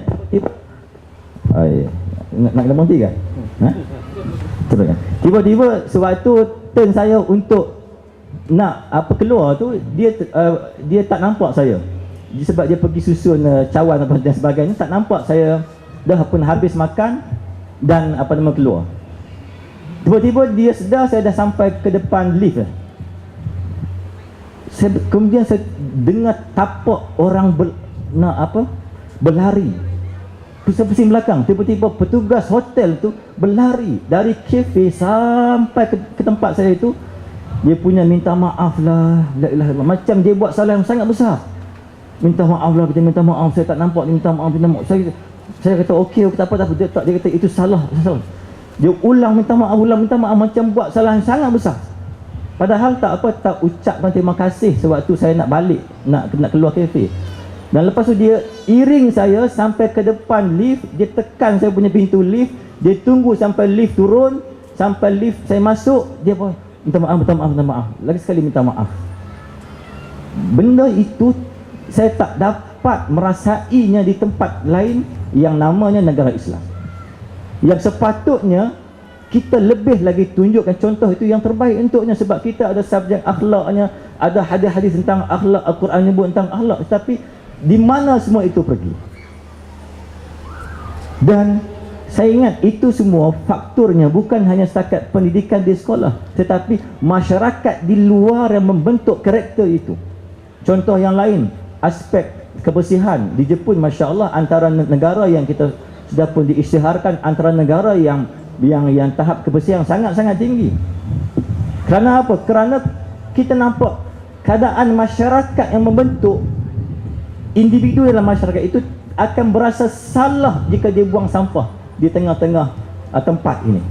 Maka kita sukar untuk nak mendapati puntung rokok dicampak ke sana sini, plastik aiskrim dicampak ke sana sini, atas jalan raya orang naik kereta buka tingkap campak sampah keluar. Sukar untuk nak nampak. Yang benda itu kita nampak di KL. Saya balik dari Jepun, di airport nak balik ke rumah, dah nampak perkara itu berlaku. Yang di sana sukar untuk nak nampak perkara itu. Tong sampah sikit, sampah tak ada. Orang buang sampah di mana? Disiplin mereka sangat begitu tinggi. Ada hari-harinya. Hari ini kena buang sampah yang kering. Hari ini sampah yang basah dan sebagainya. Kesemua itu sampai kita pergi ke tempat itu pun berasa bersalah untuk nak buang sampah walaupun kecil sekalipun. Kita berasa bersalah untuk nak datang lewat ke program. Sebab apa? Sebab suasana masyarakat itu membentuk akhlak mereka. Saya sampai di Jepun, di airport tu ada orang sambut, petugas yang sambut. Ini nak tunjukkan bahawa Jepun yang menghargai waktu ini, yang menepati waktu ini. Dia kata okey, cik duk rehat sebentar, nanti saya akan datang dalam masa 6 minit lagi. Saya kata betul ke 6 minit? Saya pun nak test tengok. Saya set saya punya jam. Tiba-tiba betul, minit ke-6 dia sampai. Dia kata, cik, bas kita akan sampai dalam masa lagi 3 minit, kita boleh tunggulah di tempat bas. Betul ke 3 minit? Saya pergi test lagi. Dibawa saya pergi ke tempat nak naik bas tu, dia kata, saya tengok jam. Minit ke-3 bas sampai. Terus naik. Program nak start lah. Ada satu conference, dia tulis itu start jam sekian-sekian. Ada peserta kami yang datang lambat. Lambat berapa minit? 1 minit. Lambat. Petugas tu tengok begitu pelik sekali, dan dia ingatkan, saya harapkan selepas ni semua kita datang tepat pada waktu, sebab kita boleh mulakan program dengan sebaik mungkin. Saya kata la ilaha illallah. Bukan lambat setengah jam, bukan lambat 20 minit, 1 minit lambat. Telah pun diberikan teguran. Yang selepas itu membuatkan para peserta pun ini lambat seminit rasa begitu salah yang sangat besar sekali. Akibatnya apa? Akibatnya semua datang awal. Apa yang membentuk? Mereka tak baca surah Wal-As. Dalam selepas habis program mereka tak baca surah Wal-As. Tapi kita yang baca surah Wal-As setiap hari ini tak dapat nak wujudkan masyarakat yang sebegitu. di mana salah kita. Maka ini kita perlukan kaji semula. Kita dah baca Al-Quran banyak, dah baca hadis banyak, kita dah masukkan subjek akhlak dalam sekolah kita, maka kita masih lagi belum mampu untuk nak wujudkan masyarakat yang sebegitu. Ini muhasabah untuk para guru ke semua, dan muhasabah untuk para ibu bapa, muhasabah untuk sekolah, muhasabah untuk para pemerintah semua, untuk melihat aspek ini perlu diperbaiki. Wallahu a'lam. Cukuplah. Nah. Barakallahu fiik. Allahu akbar. Maknanya lepas ni insya-Allah kita bukan berhenti baca wal-as, sambung baca wal-as dan aplikasi insya-Allah. Ini tegur-tegur kan tak baca wal-as dah. Bahaya juga. Okey. Terima kasih Ustaz. Okay. Kita kembali ke Ustaz Hashimi insya-Allah, memandangkan Ustaz orangnya. Kita nak bincang sikitlah perihal masjid insya-Allah. Macam ni, tempoh hari saya ada bincang dengan kawan perihal macam mana peranan masjid, yang mana sekarang kita lihat macam Ustaz ni kata, di mana budak-budak bukan sekadar dimarahi, bahkan orang yang mungkin baru nak masuk Islam dihalau keluar, atau mungkin orang yang ialah dia remaja, mungkin pernah tersilap dahulu dengan bertatunya, kembali nak ke masjid kemudian dihalau kerana bertatu, ataupun dihalau kerana pakaian yang mungkin tidak menarik. Mungkin dapat insyaAllah Ustaz kupas sedikit dan mungkin pengajaran bagi kami insyaAllah untuk bagaimana seharusnya kita menyantuni masyarakat bila mana kita menjadi orang masjid ataupun kita orang yang berada di masjid insyaAllah.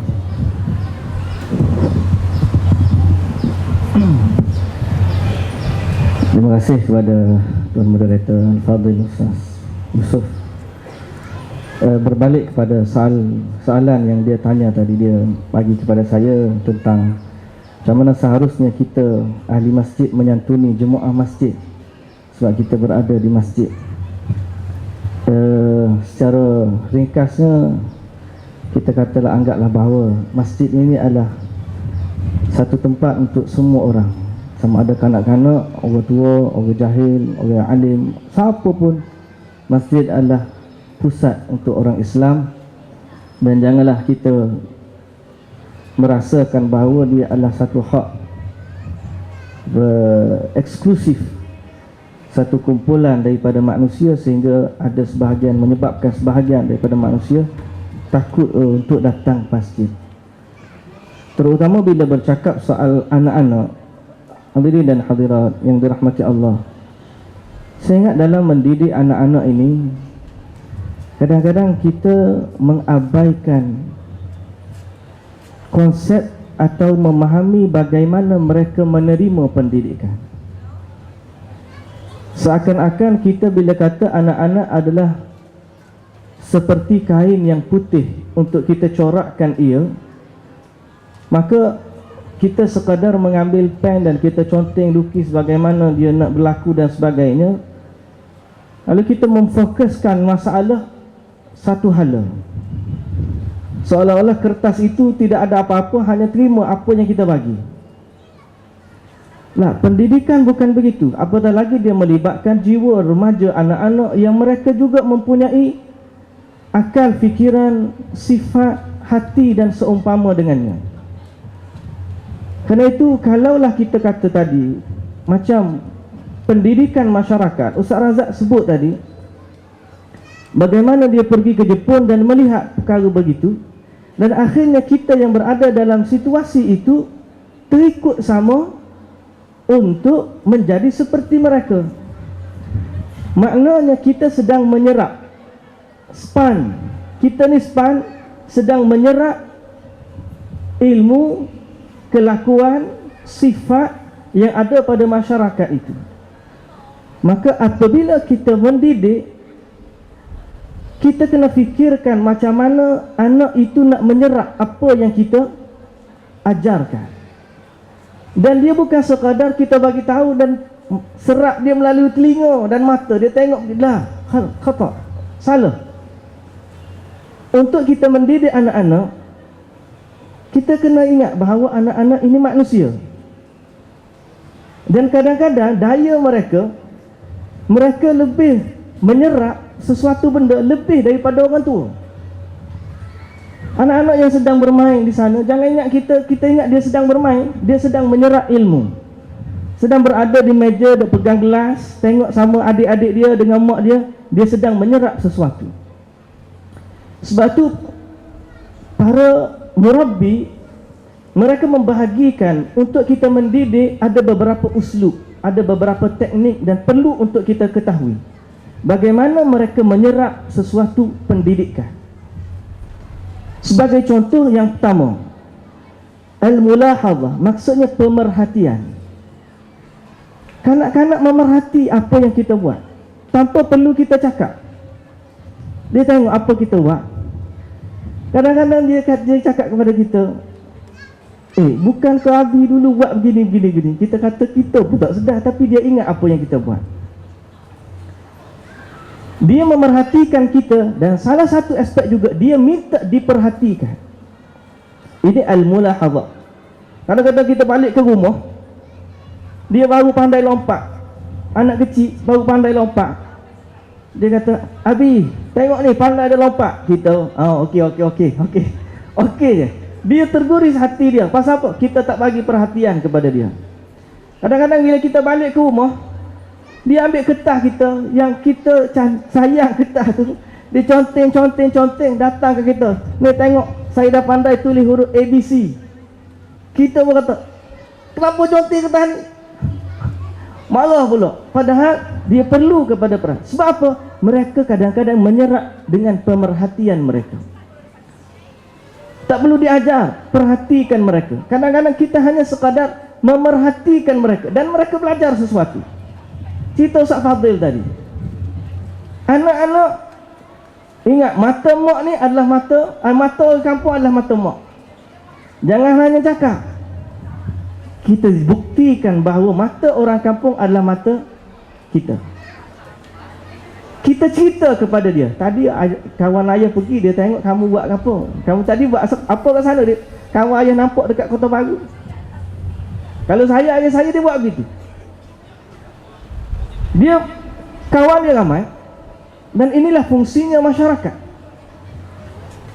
Bila kawan dia tengok, dia kenal, ayah saya ni dia suka bawa kita ni pergi jumpa kawan-kawan dia. Dia tak pergi bawa seorang. Kalau nak pergi jalan kawan-kawan dia bawa kita. Walaupun kita masih muda, tak faham apa dia cakap, dia akan kenal, ni anak saya yang sulung. Oh, ni anak kamu.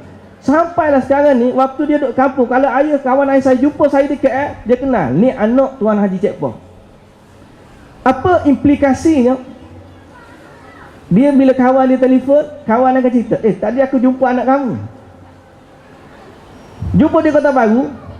Tadi jumpa anak kamu kat Kota Baru. Saya balik, dia akan tanya tu, tadi kawan abah cakap jumpa kat Kota Baru, tadi buat apa kat Kota Baru? Sebab apa?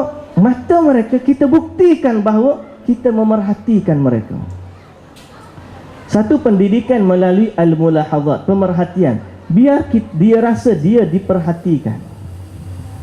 Biar dia rasa dia diperhatikan, sama ada untuk ditegur atau untuk dipuji. Dia buat baik, dia nak suruh kita tengok.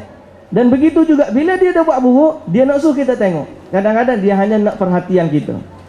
Balik rumah pecah habis benda tu, pecah habis benda ni, dia sebenarnya nak tengok kita ingat atau perhatikan kepada dia. Ini satu uslub pendidikan. Sebab tu jangan memandang kecil kepada daya pemerhatian anak-anak. Dia memerhatikan setiap kelakuan kita, dan tidak tinggal kepada kita ialah melainkan kita memerhatikan dia juga, dan kita pergi kepada step yang kedua, ia tarbiyah dengan menunjukkan contoh. Contoh. Biar kita jadi contoh dalam masyarakat. Biar kita jadi contoh kepada anak kita bagaimana untuk bertindak dan sebagainya. Qudwah. Kadang-kadang kita pergi ziarah anak orang sakit. Tak payah pergilah anak-anak nanti payah ayah nak ziarah. Apa? Bawa dia. Sebab dengan dia ikut kita, dia memerhatikan apa yang kita buat. Oh, ayah aku dulu dia ziarah orang sakit. Ayah aku dulu dia layan bagaimana orang sakit. Bila dia jumpa orang tua, dia salam. Oh, Assalamualaikum. jumpa. Walaupun anak kita kecil, jangan memandang rendah kepada daya pemerhatian dia. Nabi SAW sewaktu mengajar Ibnu Abbas radhiyallahu anhuma atas tunggangannya, apa kata Nabi kepada Ibnu Abbas? Nabi kata, "Ya ghulam, inni u'allimuka kalimat, ihfazillah yahfazka." Jaga Allah, Allah jaga kamu. Ihfazillah tajidhu tijahak. Nabi ajar usul-usul akidah yang tinggi. Kalau kita kata anak-anak kecil tak layak lagi nak ajar begini, tinggi ni ilmu. Tak. Nabi tidak memandang rendah kepada daya pemerhatian kanak-kanak. Walaupun Ibnu Abbas hanya umurnya 7 tahun, tapi Nabi sudah menunjukkan kepada dia bagaimana daya pemikiran seorang dewasa. Bawa dia, masukkan dia ke dalam majlis orang-orang tua. Biar dia melihat akhlak-akhlak ala orang tua. Tapi kena ingat, biarlah majlis orang tua yang elok. Ni kadang-kadang orang tua ni tengok budak dia tak jaga ayat dia. Nah, duk sembang cerita benda dalam bilik, kadang-kadang anak kecil, kamu tak boleh dengar, kamu kecil lagi. Anak kecil tu kita kata jangan dengar, padahal hak yang kita kata jangan dengar, yang tu dia nak dengar. Nampak? Kita memperkecilkan daya penyerapan maklumat mereka. Beri mereka contoh bagaimana nak menjadi orang yang dewasa, berfikir, berakhlak, bercakap, bermuamalah. Bagaimana? Bagi mereka contoh. Yang ketiga, pendidikan juga berlaku dengan adat kebiasaan. Dengan adat kebiasaan. Macam kita kata payah sungguh nak didik orang Melayu ni. Orang Melayu pergi UK, elok pula orang Melayu ni. Orang Melayu pergi ke Jepun, Ustaz, elok tak? Elok pula orang Melayu dari Jepun. Balik si Melayu ni, dia buang sampah mula-mula. Bukan ustaz lah, orang lain. Maknanya apa? Budaya. Kita duduk KL kadang-kadang, elok semua ikut peraturan. Balik kampung, masa balik raya, hak KL ni hak potong lain. La ilaha illallah. Kenapa begitu sekali? Al-adah, kebiasaan. Kita mesti mendidik anak-anak dengan kebiasaan, adat-adat yang baik. Contoh bagaimana?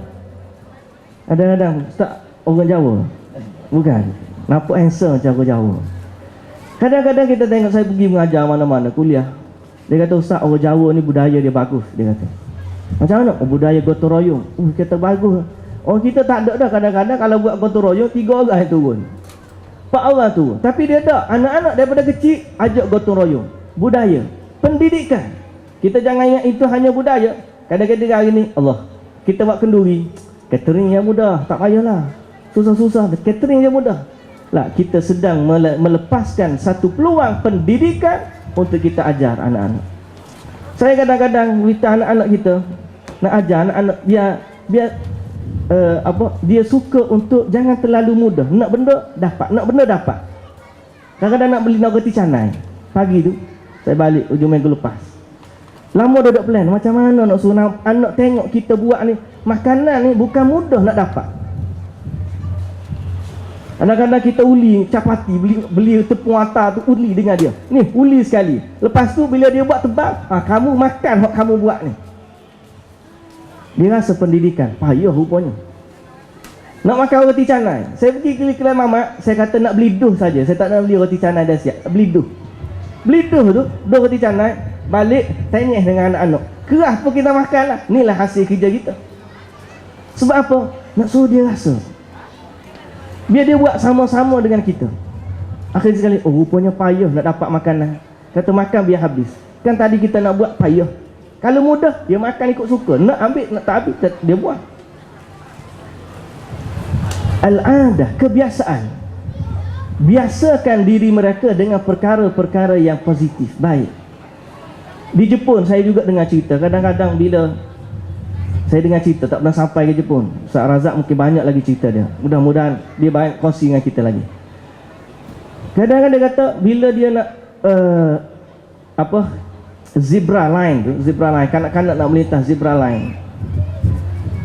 Kita zebra line ni tempat memecut kadang-kadang. Zebra lain tu, bila kanak-kanak dia tunggu, kemudian orang letak tanda berhenti, orang lain lalu. Kemudian lepas anak sampai ke hujung, dia akan paling pada yang kereta berhenti tu, dia akan tunduk, terima kasih, boleh pergi. Kebiasaan dia begitu. Bendanya kecil saja. Hadirin hadirat yang dirahmati Allah, kecil saja. Tapi dia mengajar anak dia untuk menghargai nilai. Kita zebra lain pernah kita kata terima kasih, tak pernah kata. Kadang-kadang anak-anak ni jalan zebra lain gini bangganya. Stop. Tangan begini stop kereta. Seolah-olah dia jadi polis trafik pula. Stop jalan bangga. Lepas lah kata. Kita telah melepaskan satu peluang mendidik mereka. Sebab tu saya kata anak-anak yang sedang berada di sekeliling kita, mereka sedang berada dalam dunia pembelajaran. Daya penyerapan maklumat mereka sangat tinggi. Kalau nak suruh hafal Quran, hafal waktu budak-budak gini, ui cepatlah ingat. Cepat ingat. Kalau kita ni nak dah lupa nak suruh hafal balik. Ingat waktu zaman dulu sekolah dengan sekarang ni duk kerja dah ni. Kalau dulu nak hafal Quran sekejap je. Sekarang ni orang tua baca dia 3 kali tak ingat-ingat juga. Tak. Sebab apa? Daya. Ingat kita mempunyai daya penyerapan maklumat yang tinggi. Jangan pandang rendah anak-anak kita ni. Lah, kata. Lah jangan. Ada kebiasaan. Jadi wujudkan satu budaya dalam rumah kita atau adat dalam masyarakat kita untuk kita fikir apa kebaikan anak-anak kita. Kadang-kadang kita buat program dengan surau, dengan masjid. Saat kita buat program gini, libatkan anak-anak, datang ke mereka. Cikgu-cikgu sekolah dulu, dulu budak-budak ni kadang-kadang dia suka untuk tolong cikgu. Cuma tinggal lagi kita bantu dia macam mana dia nak tolong kita. Jangan bagi kamu tolong buat gini, dia pun buat salah, kita pula marah ke dia. Lain kali dah, jangan tolong cikgu. Mak pun begitu lah, kali dah, jangan tolong mak lagi. Lah, kata kita bantu dia, dia suka untuk tolong. Kadang-kadang saya ambil pengalaman buat roti canai tu. Anak 3 tahun nak roti canai macam mana, Ustaz? Pergi basuh tangan. Tekan. Picik. Siapa lepet? Picik. Okey, dia abah pula buat. Kita pun tebal. Tak pandai pun, bukan pandai pun. Roti kita tu kalau jual kedai mamak memang tak laku sungguh lah. Tak jadi pun. Tapi kita sama-sama buat. Pandu dia buat. Yang anak paling kecil tu 3 tahun. Kita buat siap dulu, tinggal lagi nak tekan, nak letak atas kuali je. Ni tunggu. Tunggu dah dia. Tekan, pegang tangan dia, tekan. Kita letak sama-sama. Masya-Allah. Dia menyerap apa yang kita nak bagi tahu. Dan hubungan kekeluargaan lebih baik. Begitulah juga dengan masyarakat. Jangan sisihkan mereka daripada masyarakat. Ajak dia buat satu kebiasaan. Sebagai contoh, kita bawa kereta, kita tak sedar anak kita sedang belajar, kita sewaktu kita bawa kereta.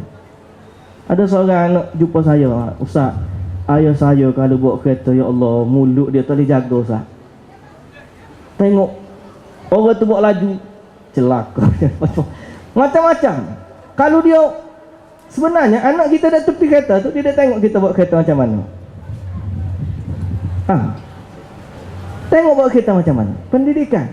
Saya orang tanya, Ustaz ajar macam mana anak Ustaz? Saya kata saya tak ada masa nak ajar anak saya. Lepas itu anak saya belajar dengan saya waktu dia naik kereta dengan saya. Balik rumah daripada tempat sekolah, pagi kita hantar, balik malam saya pergi kuliah. Bila masa dia nak belajar, dia belajar dengan kita waktu dia atas kereta. Kita sembang, kita pasang Quran mengaji, kita suruh dia baca, sambil-sambil kita berbeletir juga lebih kurang 2-3 patah. Tapi itulah pembelajaran anak-anak. Ada kebiasaan. Jadikan satu kebiasaan buat mereka untuk menjadi orang yang berakhlak. Allah bisa, tegal biasa. Akhirnya dia tak akan rasa susah. Macam kita nak suruh anak kemah bilik pagi-pagi. Mula-mula pagi-pagi susah. Lama-lama dah lama. Kebiasaan dia bangun pagi kemah bilik. Bangun pagi kemah bilik. Akhirnya insya-Allah. Makan letak dalam sink. Makan tak dalam sink. Mula-mula marah. Mula-mula akhir sekali lama-lama jadi kebiasaan dia makan tak dalam sink. Itu pendidikan. biasakan dia juga bila tengok orang bantu. Contohlah tadi, bila kita bawa anak kita tengok orang susah, kita pergi, dek mai sekejap, pergi. Kalau nak bagi duit kat anak, ambil duit, dek ambil duit ni, pergi bagi kat pakcik tu. Bukan kita tak boleh bagi, tapi kita mendidik secara tidak sedar. Baik, itu yang ketiga. Yang keempat, pendidikan ni juga berlaku dengan, dia panggil at-targhib wa tarhib. Pendidikan ini berlaku dengan galakan dan juga ancaman. Maknanya kalau dia buat baik, pujilah dia. Dan cara memuji tak mestinya kita buat ayat berbunga-bunga, tak semestinya. Tunjukkan bahawa kita memerhatikan dia dan kita menghargai dia. Terima kasih. Itu cara kita puji dia. Bagus. Dah. Lihat dia kata adik nak makan dulu. Nak makan popcorn. Semalam anak saya kecil 5 tahun. Adik nak makan popcorn, tak nak solat lagi, tak nak solat subuh, bangun subuh lah lepak dah. So bangun, adik tak nak makan tak nak solat subuh, nak makan popcorn. Adik nak 5 popcorn. Kita fikir macam mana aku nak suruh anak aku semayang. Kata adik, kalau semayang dulu abah bagi 10 popcorn. Dia minta 5 popcorn kecil je, bukan banyak pun. Dia minta 5 je. Adik nak makan dulu, lepas makan baru adik nak semayang. Kata adik, kalau semayang dulu, lepas semayang abang bagi 10. Oh, dia pakai okey, pergi semayang dulu. Targhib, kita bagi satu penghargaan, bagi motivasi kepada dia untuk mendidik ni. Allahu Akbar. Hadirin hadirat yang dirahmati Allah, lihatlah kepada sunnah Rasulullah sallallahu alaihi wasallam. Sebab tu saya kata baginda mendidik hatta sewaktu sedang menunggang bersama Ibnu Abbas radhiyallahu anhu. Sebab tu kalau kita melihat pendidikan pada sudut yang luas, kita akan jadi orang yang hidup kita adalah untuk berinteraksi dengan orang di sekeliling kita. Dengan itu kita akan rasa kemanisan dalam mendidik. Guru adalah orang yang paling baik, apatah lagi kalau dia mengajar tentang ilmu berkaitan Al-Quran. Khairukum man ta'allama Al-Qur'ana wa 'allamah. Panjang dah tu. Subhanakallahumma wa bihamdik, asyhadu an la ilaha illa anta, astaghfiruka wa atubu ilaik. Kita berhenti dulu. Barakallahu fiik. Ustaz, alhamdulillah, satu ulasan yang panjang, 3 ulasan yang panjang daripada 3 ahli panel. InsyaAllah, alhamdulillah kita telah pun sampai ke penghujung masa yang ditetapkan. Jadi sebagai satu penutup, insyaAllah saya akan menyatakan poin-poin penting yang telah dibincang oleh ketiga-tiga ahli panel, insyaAllah.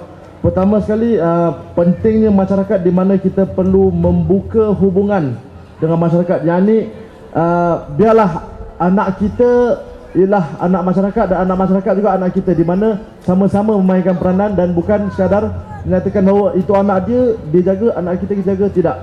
Yang kedua, membudayakan kebaikan atau kebiasaan walaupun yang kecil, sejak kecil lagi, di mana kadang-kadang kita pandang enteng atau pandang remeh benda-benda kecil, tetapi benda kecil itulah yang kadang-kadang memberi impak yang sebenarnya besar pada kita, insyaAllah. Ketiga, mendidik dengan positif, di mana insyaAllah jika dilihat pada bagaimana Rasulullah SAW sendiri mendidik anak-anak kecil, baginda SAW memanggil dengan panggilan yang elok, memberi nama, sebagai contoh Abu Umair, dan memberi nama kepada anak umur kurang lebih 7 tahun, mendapat nama bapa kepada Umair. Menunjukkan bahawa satu panggilan yang menaikkan semangat anak itu sendiri. Dan poin yang keempat, insyaAllah poin ini pun juga sangat ditekankan oleh Syekh Jawar Baik, seorang international speaker, di mana dia menyatakan bahawa human beings ataupun dalam konteks itu mungkin children listen through their eyes. Anak-anak mendengar melalui mata mereka, di mana ada kala kita memberi arahan ataupun menyatakan sesuatu kepada anak kecil, tapi mereka tak buat. Dan apabila mereka melihat kita melakukan sesuatu dan terus mereka juga melakukannya, jadi dari situ kita dapat tahu bahawa perbuatan memainkan peranan yang lebih penting dalam kita mendidik daripada percakapan. Jadi insyaAllah dalam kita ingin mendidik anak-anak, antara benda penting saya rasa ialah kita mendidik diri kita sendiri dakwah diri kita supaya anak-anak lihat kebaikan pada diri kita, dan insya-Allah mereka juga akan kemudian melaksanakan kebaikan tersebut. InsyaAllah sampai sini saja kita punya forum. Barakallahu fikum para ustaz yang sangat dikasihi.